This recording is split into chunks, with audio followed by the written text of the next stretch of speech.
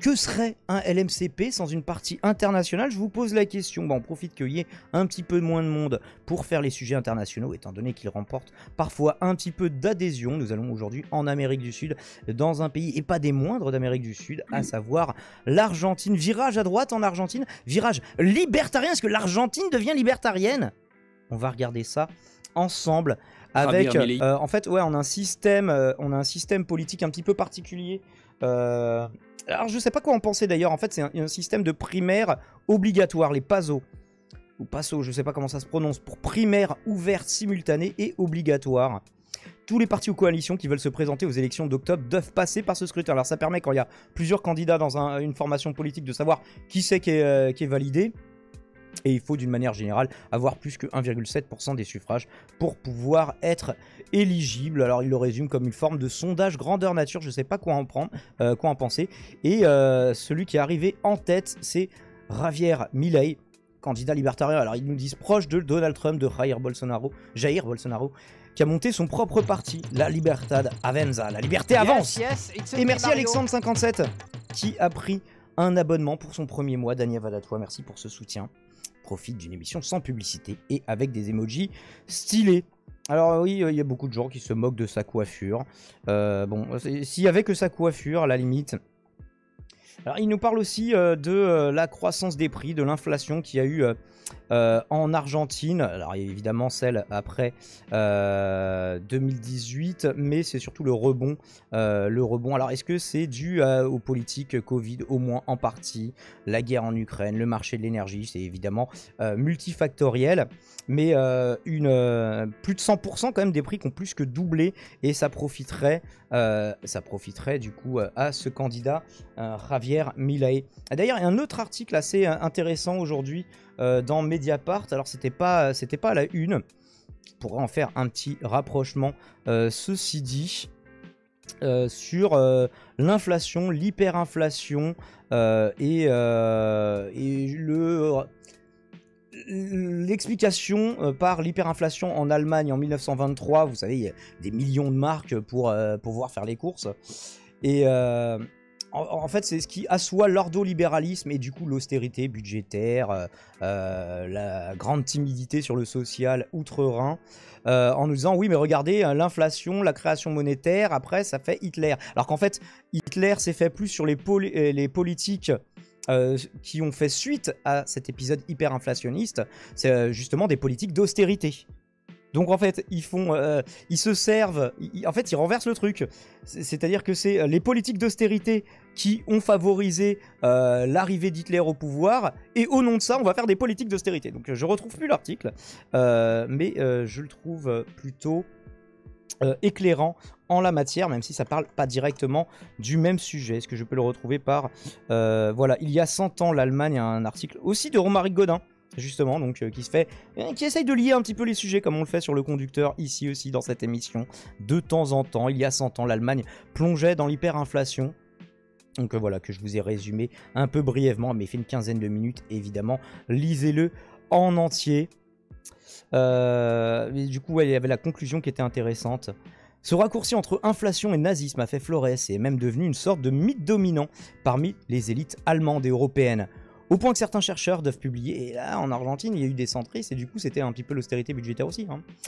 Au point que certains chercheurs doivent publier des études pour prouver que c'est bien l'austérité et pas l'inflation qui a porté Hitler au pouvoir, comme celle-ci publiée par la London School of Economics en 2021. Car évidemment, l'idée qu'il y aura un lien entre nazisme et inflation est un formidable... Voilà, j'ai dit le mot nazisme, du coup la rediffusion ne sera pas monétisée. Est un formidable outil politique qui permet d'imposer un des points centraux de la lecture catastrophiste de la bourgeoisie éduquée allemande. Alors, il nous donnait d'ailleurs, je sais plus comment ils appelaient ça, le Bildungsbürgertum. En fait, les mots allemands n'ont pas de limite de syllabes. En fait, vous pouvez faire une seule phrase en un seul mot. En cours d'allemand au collège, on disait oui, la casquette du capitaine du navire en partance pour le Danube, ça se dit en un seul mot. Et du coup, c'est un petit peu compliqué, vu de l'extérieur.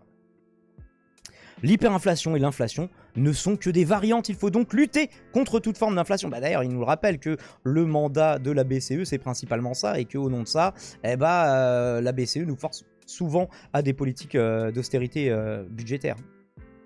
Politique des 3%, etc. Alors que l'Europe et le monde connaissent à nouveau une période d'inflation, ça vous a pas échappé. Il est important d'avoir à l'esprit que les événements allemands de l'été et l'automne 1923, donc ils nous refont tout l'historique au début il fallait 4,7 marks contre 1 dollar, et puis à la fin c'était plusieurs milliards, littéralement, sont le fruit de conditions nationales exceptionnelles. L'hyperinflation n'est pas le destin naturel de l'inflation, mais le fruit d'une économie devenue très largement improductive dans un contexte marchand.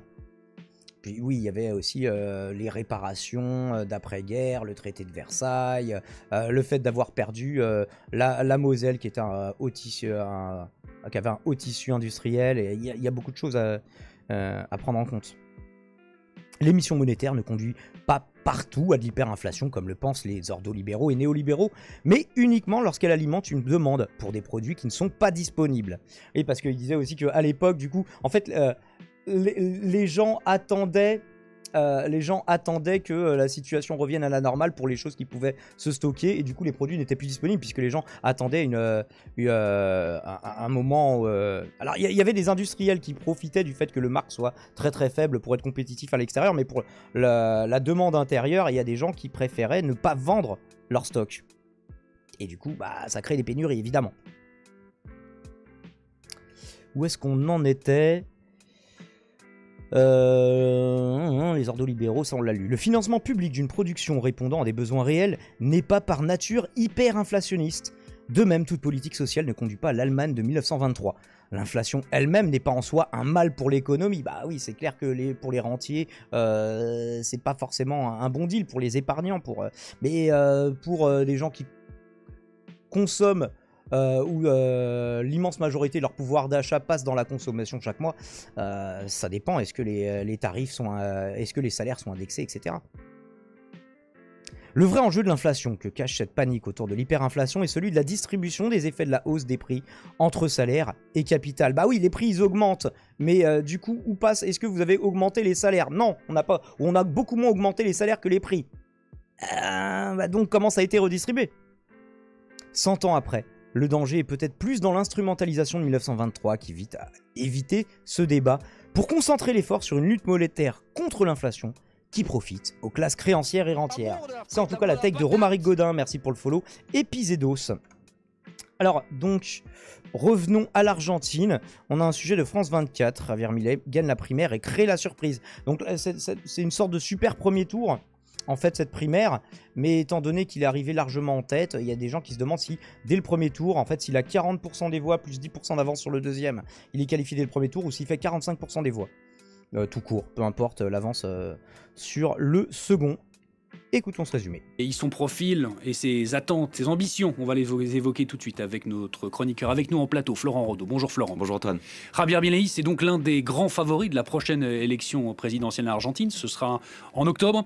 Une idée, il faut le dire, difficilement imaginable, c'était il y a encore quelques mois. Ouais, c'est le nom, à n'en pas douter, à retenir de cette primaire. Il avait déjà fait un premier score à une précédente élection, je crois, plus de 10% qui avait étonné les gens, mais c'est vrai que avant ça, il venait un petit peu de nulle part, quoi. Argentine, Javier Milei, 52 ans, économiste ultralibéral, anti-système, on l'a dit, véritable trublion de la vie. Il a bossé pour une banque, je crois, mais... Politique argentine, je me souviens de lui il y a encore 2-3 ans sur les plateaux de télévision en Argentine. Il était invité en fait pour son excentricité, personne ou presque ne le prenait au sérieux, mais petit à petit, on l'a bien compris avec le résultat d'hier, ses idées ont infusé. C'est vrai qu'entre la coiffure, le fait que personne le prenne au sérieux au début et que finalement il pète des gros scores, c'est vrai, et en plus le fond idéologique, c'est vrai que le rapprochement avec Trump, oui, parce que je crois pas que les gens se moquaient de la coiffure de Jair Bolsonaro sur le coup. Fusé petit à petit dans la société argentine. Javier Milei, il faut le dire, c'est un personnage. Il faut voir son physique avec son style emprunté aux années 70, sa coupe de cheveux reconnaissable entre villes. Mais Javier Milei, c'est avant tout un programme qui détonne dans une Argentine, disons-le, politiquement traditionnelle.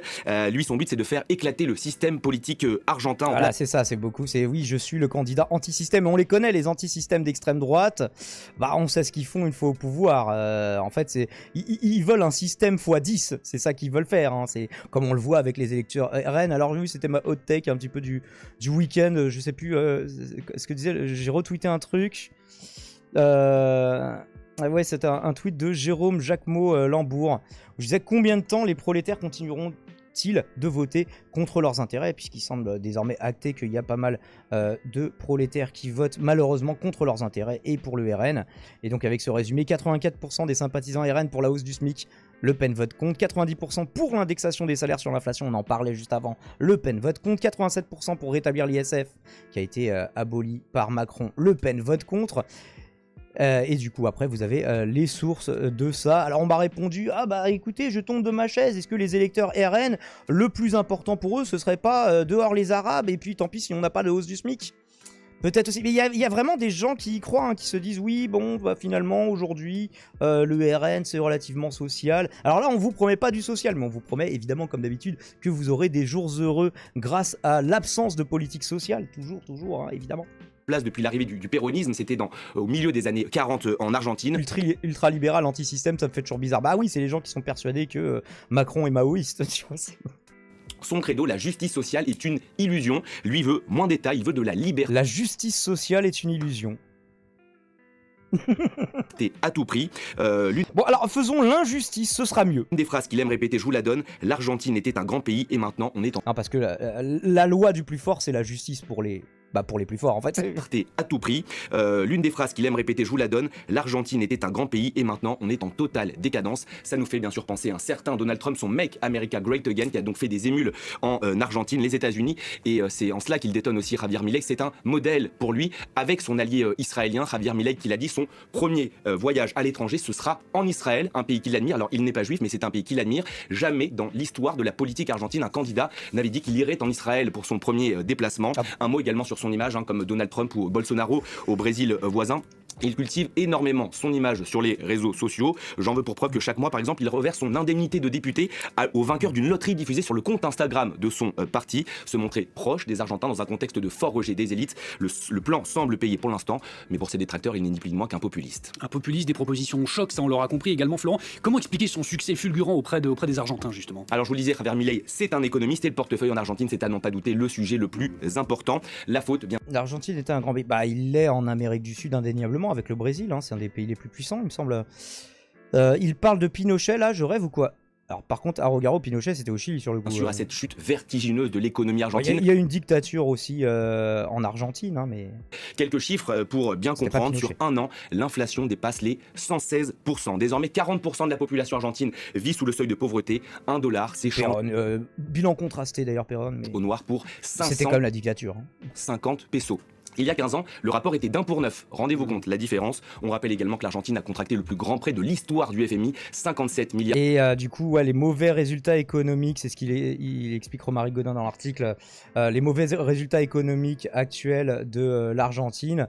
En fait, les prêts étaient assujettis à de bons résultats économiques, donc ça les remet en question, et c'est aussi la brèche dans laquelle s'engouffre Milei. Milliards de dollars et le remboursement est toujours en cours. Un constat difficilement imaginable pour un pays doté de telles ressources, hein, dans son sous-sol, qui exporte aussi en masse son soja, sa viande, son maïs également, mais dans un pays où la corruption est généralisée, c'est un véritable fléau en Argentine, et où la confiance dans les hommes politiques est au plus bas, eh bien il fait office de candidat du renouveau. Ça peut paraître étrange, mais il arrive avec une proposition qui plaît beaucoup aux Argentins, la suppression de la très impopulaire banque centrale et la dollarisation de l'économie. On parlait... Voilà, il dit oui, tout va être beaucoup plus stable si on prend le dollar américain comme monnaie de référence pour notre pays, quoi. Tout à l'heure des États-Unis, Antoine. Il y a aussi bien sûr l'aspect sociétal. Si j'imagine que ça doit plaire aux Américains. Il est élu, Javier Milei le dit, il va supprimer le ministère des femmes, du genre et de la diversité. Il faut dire que parmi ses partisans, il y a beaucoup d'anti-IVG. Des anti-IVG qui ont été chauffés par la loi adoptée en 2020, la légalisation de l'avortement. Alors, y aurait-il une sorte de front républicain si Javier Milei va au second tour? C'est trop tôt, évidemment, pour le dire. En tout cas, sa candidature, elle bouscule d'ores et déjà l'ordre établi, et c'est déjà pour lui une grande victoire. Et une grande victoire et une candidature très sérieuse, donc on l'aura compris. Merci beaucoup, Florent, pour toutes ces explications. Florent Rodeau, notre chroniqueur ici à France 24. Et merci, France 24. Alors, au sujet de Javier Milei, est-ce qu'on peut avoir un petit peu plus de détails? Pourquoi il est l'anarcho-capitalisme? Bon, vous oubliez anarcho, c'est-à-dire le capitalisme non régulé. Libéral libertaire, alors oui, c'était l'expression de Kluskar, que je sais pas si lui en l'occurrence l'a fait sienne, bon, qui était une critique à la base, le minarchisme. Milite pour l'interdiction totale de l'avortement, quel que soit le cas. La libéralisation du port d'armes, donc voilà, vous n'avez plus le droit de choisir, mesdames, si vous allez avoir un enfant ou pas. Par contre, vous avez le droit d'avoir des armes, ça c'est bien. La suppression de la banque centrale, l'adoption du dollar américain, l'abrogation des mesures de contrôle des capitaux, la suppression des aides sociales, la fin de l'éducation gratuite. c'est vrai que ça c'est quand même un gros problème d'avoir une éducation gratuite, je trouve, quel que soit le pays, et s'oppose à l'introduction de nouveaux impôts. Il conteste, bah oui, parce que du coup, alors si on veut supprimer les impôts d'avant et qu'on veut pas en proposer des nouveaux, ce qu'on propose c'est de ne plus avoir de budget de l'État. Ils contestent l'existence du changement climatique. Bah, décidément, en fait, ils ont toujours un bingo. En fait, ils cochent toujours toutes les cases. Il pourrait y en avoir un de temps en temps qui dit « Ouais, je veux filer des armes à tout le monde, arrêtez de faire du social, reprenons un fondamentalisme religieux et du coup l'avortement c'est non. » Mais par contre, oui, le changement climatique, ça on mesure en fait. Bon bah non, mais ce serait une invention socialiste. A demandé son avis à Jean Robin sur la question. Il porte un regard révisionniste sur les crimes de la dictature militaire entre 76 et 83. Donc voilà, sur le nombre de disparus, oui, c'était notamment les vols de la mort, où en fait, les opposants au régime, on les arrêtait, on leur foutait des cagoules, on les torturait pendant plusieurs jours, plusieurs semaines. D'ailleurs, même les femmes enceintes. On leur faisait signer des papiers où ils donnaient tout ce qu'ils possédaient. Et après, on disait qu'ils allaient être transférés, en fait. On les transférait dans une prison par avion. Et en fait, on leur administrait un vaccin pour pas qu'ils tombent malades. À la prison, c'est bien, c'est gentil. Bon, en fait, c'était un anesthésiant. Et on les balançait dans la mer. Tout simplement. Voilà, on se débarrassait littéralement des autres. On les balance à la mer. Voilà. Au moins, c'est réglé. Et donc, Milei qui est surnommé El Peluca, la perruque, en raison de sa coiffure. Est-ce que vous avez une réaction par rapport à ça? Voilà, je vous ai résumé l'article plutôt que de vous le lire in extenso pour une fois, en espérant que ça change un petit peu. Donc voilà, 115% d'inflation sur un an. Et encore, ça c'est sur la moyenne des prix. Il faudrait voir sur l'alimentaire spécifiquement, ce qui est quand même souvent encore plus vénère. Moi, il y a quelque chose que je veux dire Arogaro. Si ça existe, l'anarcho-capitalisme, justement, c'est exactement en fait le programme que le mec a décidé de mettre en place en fait. Réduction de la protection sociale et tout. Entendu, Aurélien. Quoi? En fait, il te dit oui, c'est du libertarianisme. Arrêtez d'appeler ça de l'anarcho-capitalisme, ça n'existe pas. Soit c'est l'anarchisme, soit c'est le capitalisme. En gros, c'est ça qu'il disait à Arogaro, je pense. Ouais, mais non, mais ils font chier, c'est les anarchistes. Ça, c'est exactement ça. Désolé, mais ça existe, donc on peut utiliser. Oui, mais c'est pas de l'anarchisme. Donc arrêtons d'appeler ça de l'anarcho-capitalisme. C'est ça qui veut dire. Mais si, c'est une forme d'anarchie parce que les mecs refusent l'idée qu'il y ait une forme d'État, en fait. Totalement. Alors qu'en fait, quand tu discutes avec les anarchistes, c'est plutôt le terme État et ce qu'on y met derrière dans l'histoire récente qui les dérange vraiment, tu vois.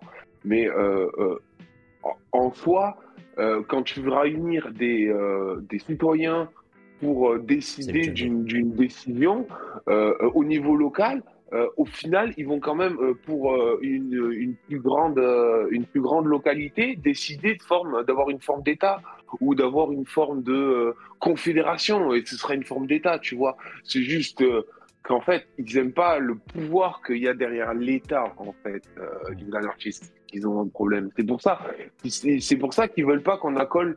Mais désolé de le dire, il y a des gens qui sont anarcho-communistes et qui détestent autant l'État, mais qui, eux, par contre, refusent à tout prix qu'il y ait une forme de rassemblement des citoyens, hormis sous l'égide économique. C'est pour ça que c'est l'anarcho-capitalisme. Qu'ils se réunissent, tu vois. Enfin, moi, c'est comme ça que je l'ai compris. Après, moi, je fais que boulanger. Il y a Ragoro au standard. Oui, qui est au standard. Attends, on va le faire monter dans 2 secondes. J'attends juste la fin de ton tunnel. En fait, le gros problème avec ça, c'est... Oui, j'ai bien compris, en fait, oui. Mais en fait, tu mettais le doigt en disant, ça dépend de ce que tu mets derrière ce que tu appelles l'État. Mais en fait, justement, du coup, au nom d'une conception aussi floue, tu peux pas rassembler 2 mouvements aussi antinomiques. La loi du plus fort, ça n'a jamais... En fait, c'est l'inverse de l'anarchisme. Donc, dire que c'est de l'anarcho-capitalisme, c'est vrai que c'est peut-être un contresens, en l'occurrence, et c'est salir le mot anarchisme. Parce qu'en fait, ça doit se séparer totalement de... En fait, c'est ça le truc, c'est que il y a... en fait, c'est quand tu vois l'arborescence des différentes branches et tout, en fait, C'est juste que il y a N'hésite des pas à gens qui ne se proposer retrouvaient pas tes sources. vraiment dans le libéralisme parce que faut voir exactement, il y a une différence entre les libéraux et les libéraux, ils sont pour un État, tu vois, ils n'ont pas de problème avec l'État, mais un État très restreint, tu vois. Tandis que les anarcho-capitalistes, eux, c'est non, Ah, les zéro État. néolibéraux, ils ont besoin d'un État pour venir au secours des marchés. Oui, C'est même voilà, au-delà. exactement. Bref, Oui, on va faire voilà, monter même, Arogaro parce que sinon je sens que tu vas tunneler de ouf. Mais justement, et que Arogaro va s'énerver tout seul dans le canal d'attente. Arogaro, tu es à présent avec nous. N'hésite pas à couper le retour de ton live. Ton voilà, micro ça y est déjà vers la démute. bourre. Est-ce que tu nous entends? C'est bon, je vous entends. Ce que je voulais expliquer, c'est que l'anarcho-capitalisme, en fait, de base, ça ne peut exister parce que l'anarchisme, c'est ma liberté étant celle des autres à l'infini. Et le libertarianisme implique l'exploitation d'autrui. Donc à partir de là, c'est pas de Sans l'anarchisme. plus aucune limitation. À partir de là, ça n'existe pas. C'est pas juste l'anomie en fait. C'est de l'anomie capitaliste, mais c'est pas de l'anarcho-capitalisme. L'anarchisme, c'est pas l'anomie. C'est pas la loi du plus fort. La comme tu liberté, disais. de toute façon, la liberté absolue, c'est toujours la liberté du plus fort, et du coup, c'est l'aliénation du plus grand nombre. C'est pas ce que veulent les anarchistes. C'est ça. Exactement. Et c'est pas juste non plus l'État. Oula, on t'entend super mal. C'est pas juste ça. Voilà. Oui, en fait, les l'abolition, anarchos. Est-ce qu'on pourrait faire ce parallèle? Tu vas me dire si t'es d'accord, Haro. Désolé, je te coupe. Alors que tu viens d'arriver. Est-ce qu'on pourrait dire que les anarcho-capitalistes sont autant anarchistes que les nationaux-socialistes allemands n'étaient socialistes? Exactement. C'est la même chose. C'est pas parce que tu le mets dans le mot que. C'est exactement la même chose. Voilà. Ouais, Et on doit les appeler liberté. Vous chipotez parce que vous ne voulez pas qu'on utilise le terme anarchique. Écoutez, moi aussi. Oui, parce que les mots ont un sens, Aurélien. À part si, comme psychodélique, quand on te dit ça, tu te dis. Mais on s'en fout. Mais non, c'est au contraire. Non, mais c'est juste que. Désolé. Justement, moi, je m'en fous pas. Au contraire, c'est que je suis précisément dans l'acceptation du fait qu'il y a des gens qui se définissent anarcho-capitalistes, qui détestent l'État au plus haut point. Et désolé, mais le libertarianisme, c'est sous l'égide du libéralisme. Donc, désolé de te le dire, les mecs ont une conception plus ou moins élargie de l'existence d'un État, tandis que les anarcho-capitalistes, eux, la seule forme de rassemblement qu'ils le veulent, c'est sous la forme de l'actionnariat. C'est-à-dire que tu seras actionnaire d'une entreprise et à plusieurs, et du coup, tu profiteras... Alors, si je... Haro. Vas-y. Haro Garo. Ouais, alors je sais plus trop. Il y a les minarchistes, je sais plus lesquels sont. Les minarchistes veulent l'abolition.